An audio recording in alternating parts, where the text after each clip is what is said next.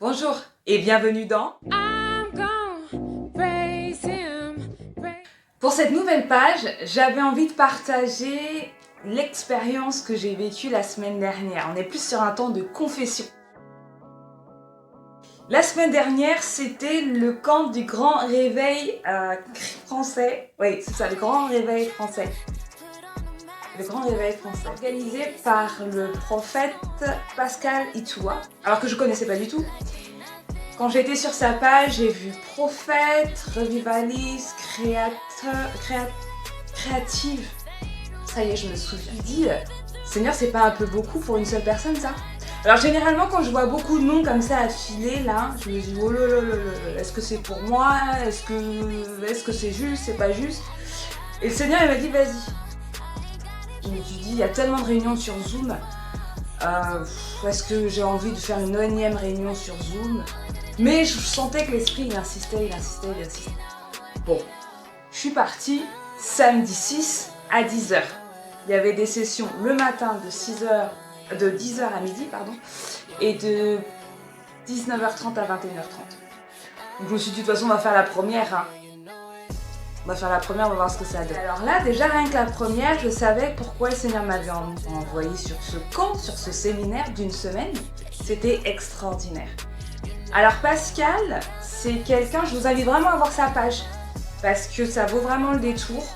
Énorme connexion avec tous les participants, vraiment, et l'Esprit de Dieu est tellement là, il nous a tellement travaillé, on a tellement été bénis.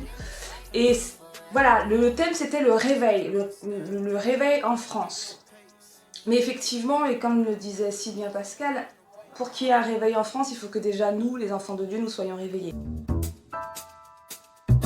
Des fois on se croit réveillé et puis finalement on n'est pas si réveillé que ça. Et c'est vraiment ce qui m'a touchée.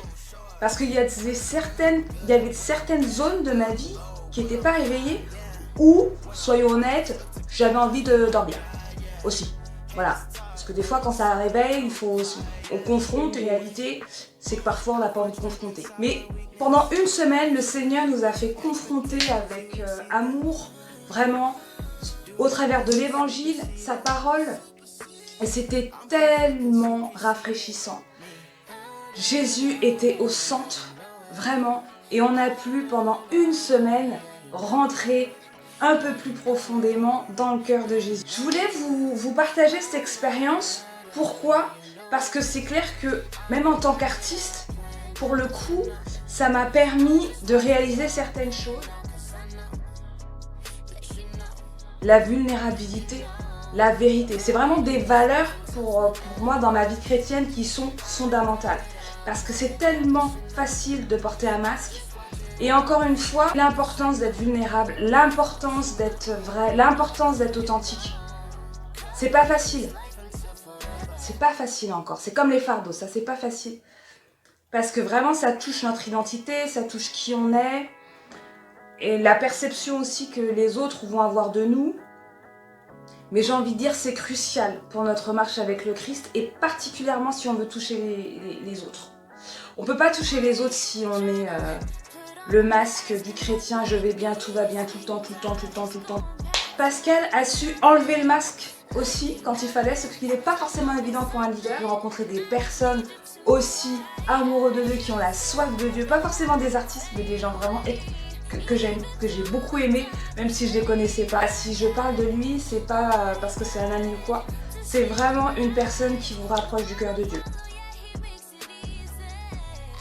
On se dit à bientôt pour peut-être une prochaine confession ou un prochain partage, on verra bien l'humeur.